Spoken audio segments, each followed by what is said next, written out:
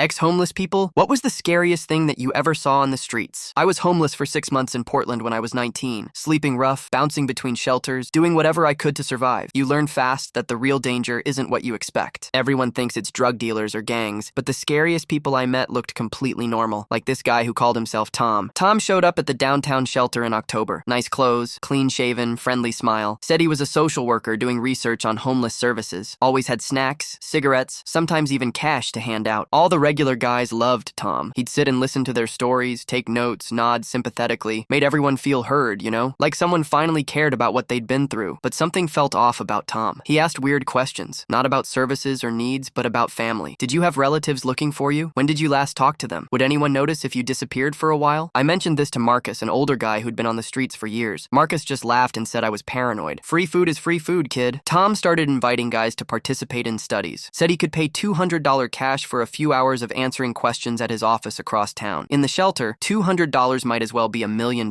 First guy to go was Danny, this quiet kid from Texas. Tom picked him up on a Tuesday morning. Danny never came back to the shelter. We figured he'd use the money to get a bus ticket home or something. Then it was Carlos. Same thing. Tom picked him up. Carlos never returned. When I asked Tom about it, he said both guys had gotten jobs and moved on. Success stories, he called them. Over 2 months, Tom took about 8 different guys. None ever came back. None ever showed up at other shelters around the city. They just vanished. The shelter staff didn't seem concerned. High turnover is normal when you're homeless. People come and go without warning. But I started keeping track of who Tom took and when. Then one night, I was walking back from a late food service when I saw Tom's car parked behind an abandoned warehouse. I recognized his license plate because he'd given me rides before. I snuck closer and heard voices. Tom was there with 2 other men, loading something heavy into the trunk of his car. Something wrapped in plastic that was about the size of a person. One of the men said, "This batch is ready for transport. When's the next pickup?" Tom replied, "Friday, we need 3 more before then." I ran back to the shelter and told Marcus what I'd seen. This time he didn't laugh. He got serious real fast and said we needed to leave that shelter immediately. "Tom's not the first one," Marcus told me as we gathered our stuff. "These guys show up every few years. Target people nobody will miss. Homeless folks, runaways, addicts. Target them for what?" Marcus looked me dead in the eyes. "Human trafficking, organ harvesting, medical experiments. Does it matter? They're all dead." We left Portland that night, hitchhiked to Seattle, and never looked back. 2 weeks later, I saw a news story. Police had found a warehouse full of medical equipment and human remains. Several men arrested in connection with illegal organ trafficking. Tom's photo was in the article. Real name was Robert Chen, wanted in 3 states. They never found the guys who disappeared from our shelter, but they stopped showing up to new ones. Sometimes the most dangerous predators are the ones offering help.